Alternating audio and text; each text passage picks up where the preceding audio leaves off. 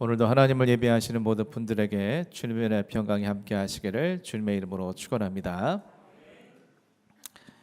사내들인 공의 온갖 위협과 협박 앞에서도 담대하게 예수 그리스도에 대해서 증거하던 베드로와 요한은 결국 사내들인 공의로부터 석방되었습니다.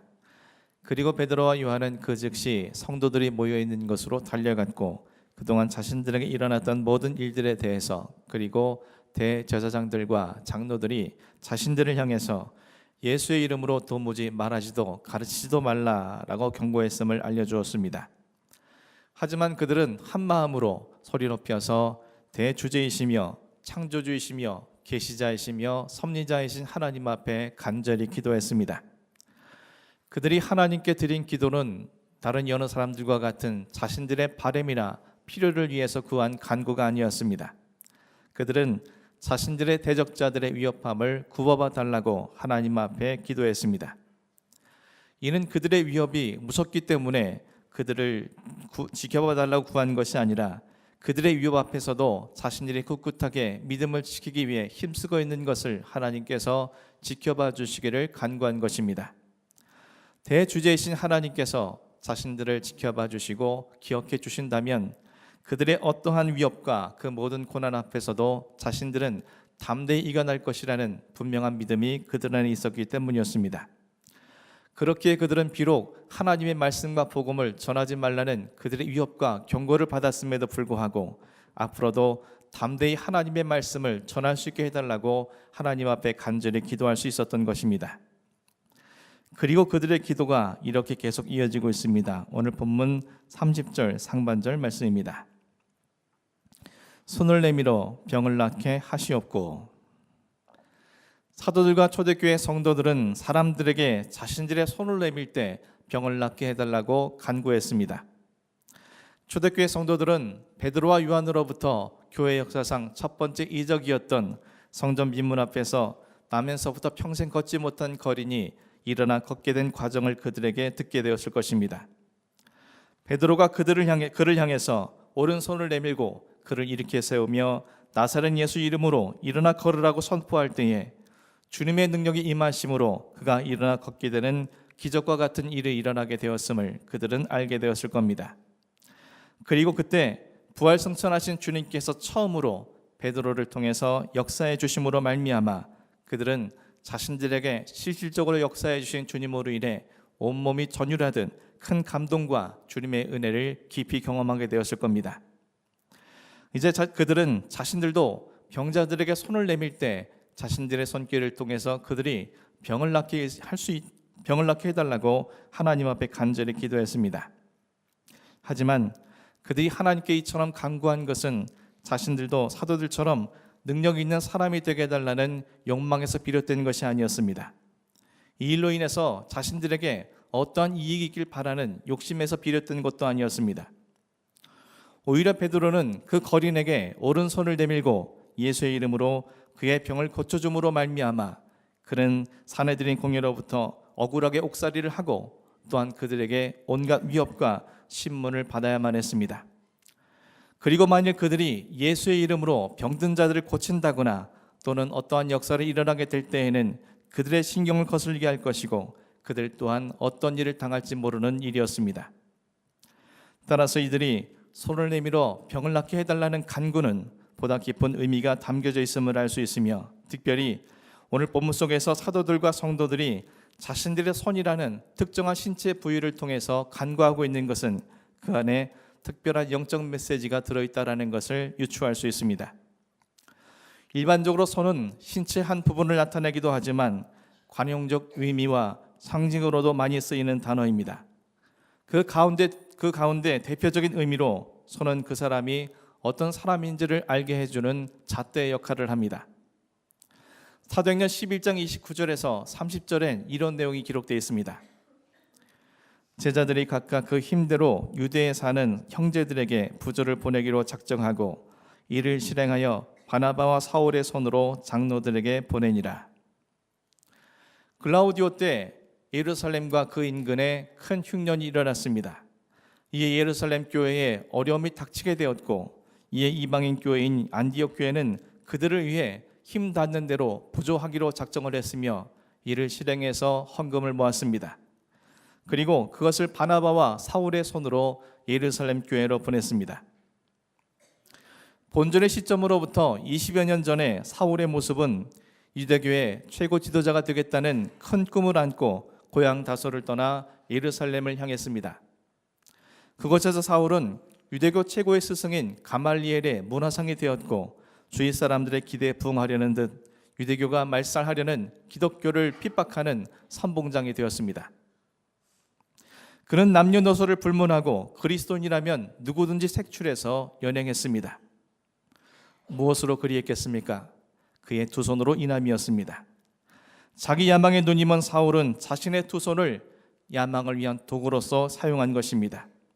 심지어 200km나 떨어져 있는 다메섹에 가서 그곳에 있는 그리스도인들을 자신의 두 손으로 체포하여 예루살렘으로 연행하기 위해 자신의 두 손에 대제사장이 발행한 공문서를 들고 그것을 향해 갔습니다.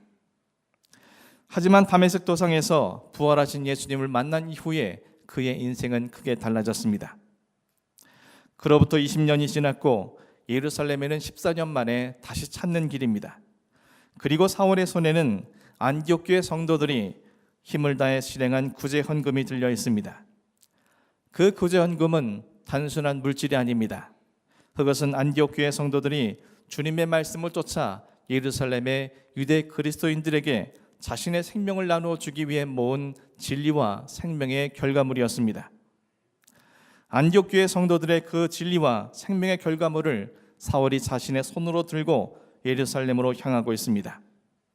이것은 단순한 돈의 전달 과정이나 행위를 나타내는 것이 아닙니다. 추악한 야망과 불의의 도구에 불과하였던 사울의 두 손이 예수 그리스도 안에서 진리와 생명의 도구로 승화되었다는 사실을 우리에게 보여주고 있습니다. 사울의 손과 지체는 더 이상 예전의 손과 지체가 아니었던 것입니다. 과거 사람을 죽이기 위해 대제사장이 발행한 공문서를 들었던 두 손에 이제는 사람을 살리기 위한 생명과 진리의 결과물이 들려져 있습니다. 이후에 사울의 두 손길이 닿는 곳마다 진리와 생명의 역사가 일어난 것은 사울의 두 손이 더 이상 사울 자신의 지체가 아니라 주님의 지체가 되었기 때문에 가능한 일이었습니다. 반면 이어지는 사도행전 12장 1절부터 3절까지는 또 다른 손을 가진 사람에 대해서 증언해주고 있습니다.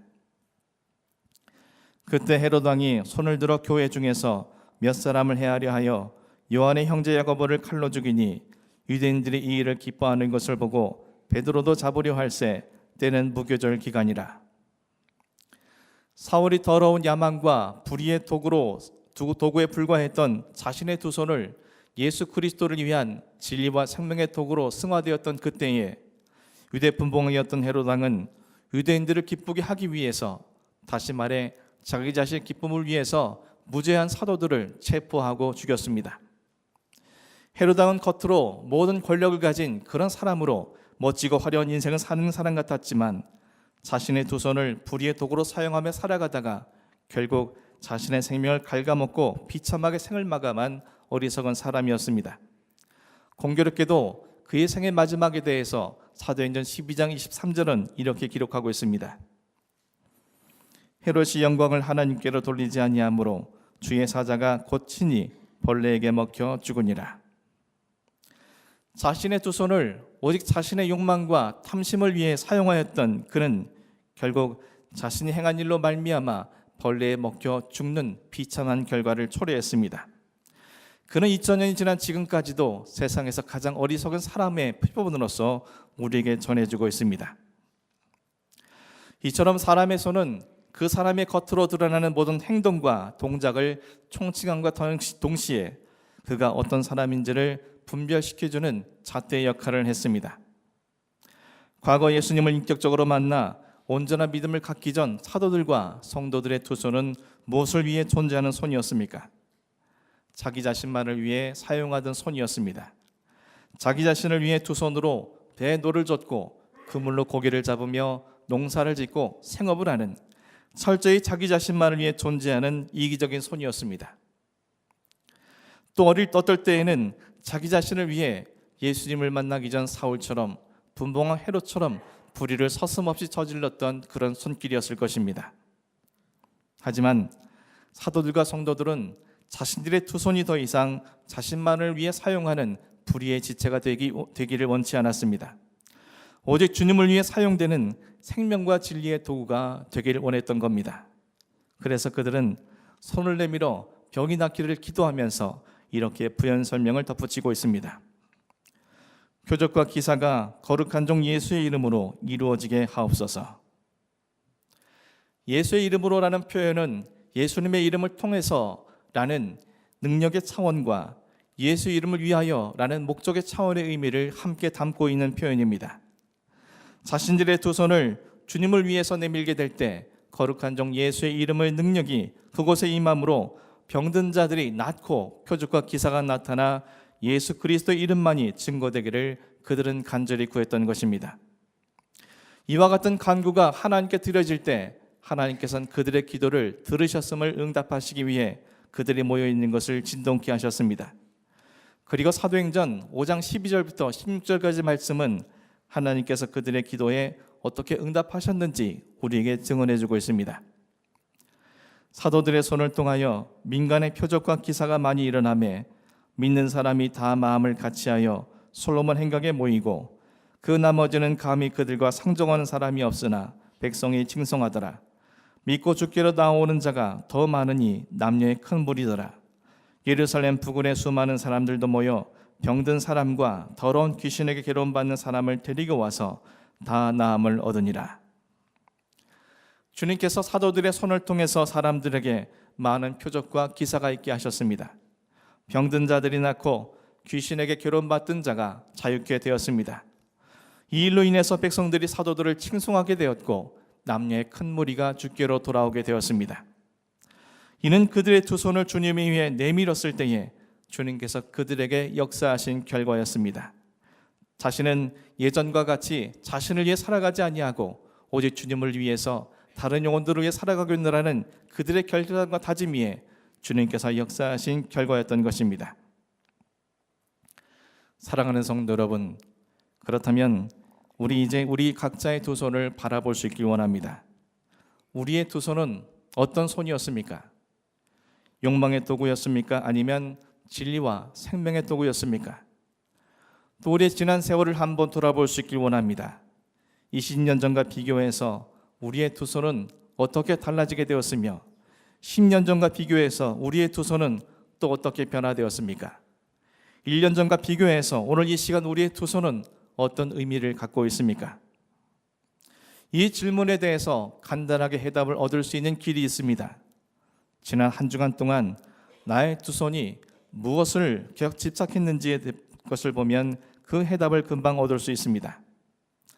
우리는 지난 일주일 동안 우리의 이 두 손으로 무엇을 했습니까? 무엇에 집착했으며 무엇을 움켜쥐려 했습니까? 지금 여러분의 손 속에는 무엇이 담겨져 있습니까?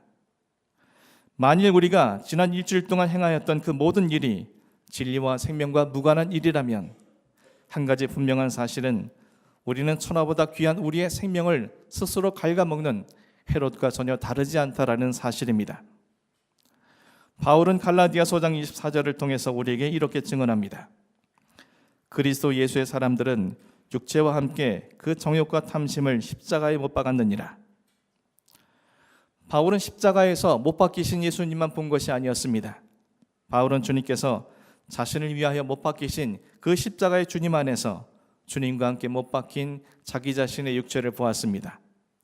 십자가에 못 박히신 주님의 손 안에서 바울의 더러운 탐욕이 함께 못 박히게 되었고, 주님의 십자가에 못 박힌 두 발 안에서 바울은 불의의 도구였던 자신의 두 발이 함께 못 박힌 것을 확인했습니다. 이처럼 십자가에 못 박히신 예수 그리스도 안에서 바울의 두 손과 두 발이 그리고 바울의 지체가 그리스도와 함께 못 박혔기에 바울의 손과 발은 생명과 진리의 도구로 의의 무기로 주님의 지체로 거듭날 수 있게 된 것입니다. 주님께서 사도들의 손을 통해서 역사하신 결과 역시 마찬가지 이유에서였습니다. 그들 역시 사도 바울이 밝히고 있는 바와 같이 주님의 십자가 위에서 자신의 두 손과 두 발과 자신의 지체들이 못 박혔기에 예수 그리스도 안에서 새로운 피조물로서 주님의 생명과 진리를 위해 쓰임받는 주님의 참된 도구로 세워질 수 있게 되었던 것입니다. 사랑하는 성도 여러분, 나를 구원하시기 위해 십자가 못 박혀 죽으신 예수 그리스도의 고난을 묵상하는 사순절 첫 번째 주일을 맞은 오늘, 우리 모두가 주님의 진리와 생명의 도구로 승화될 수 있기를 주님의 이름으로 간절히 축원합니다. 이를 위해서 나 자신의 욕망과 불의를 위해 사용되었던 우리의 두 손이 나 대신 두 손에 못 박혀 주신 예수 그리스도의 공로로 온전히 씻음받고 정결케 되기를 간절히 소원합니다. 저 여러분 모두가 오직 나만을 위해 사용하고 무조건 움켜쥐기 위해만 사용했던 우리 두 손을 펴서 나의 가장 가까운 곳에 있는 사랑하는 남편과 아내를 향해서, 그리고 사랑하는 자녀와 부모에게, 사랑하는 교우들과 이웃들과 동료들에게 내밀어 줄 수 있기를 간절히 소원합니다. 그래서 그들의 세파에 거칠어진 두 손을 따뜻하게 감싸주고 그들의 힘겨운 어깨를 안아주며 그들의 지친 등을 토닥여주고 그들의 상처난 것을 어루만져주는 그들의 연약함을 위해서 우리의 손을 내밀어 주므로 그들을 치유하시고 온전케 하시기 원하시는 주님의 도구로 합당하게 쓰임받기를 간절히 소원합니다. 나 자신의 능력만을 믿고 교만했던 우리의 두 손을 주님께 기도함으로 내밀어서 오늘도 우리의 모든 삶의 자리에 거룩한 종 예수의 이름으로 표적과 기사가 많이 나타나고 수많은 자들이 집결로 놀라오는 놀라운 역사가 일어날 수 있기를 간절히 소원합니다. 사랑하는 성도 여러분, 더 이상 내 주먹을 쥐고 움켜쥐려 하였던 우리의 연약함들을 돌아보고 이제는 우리의 손을 펴서 내 주변에 내 손길을 기다리는 그들에게 내 손을 내밀므로 여러분들의 손을 통해서 남녀의 큰 무리가 주께로 돌아오는 놀라운 역사가 여러분의 삶의 자리에 늘 함께할 수 있기를 주님의 이름으로 간절히 축원합니다.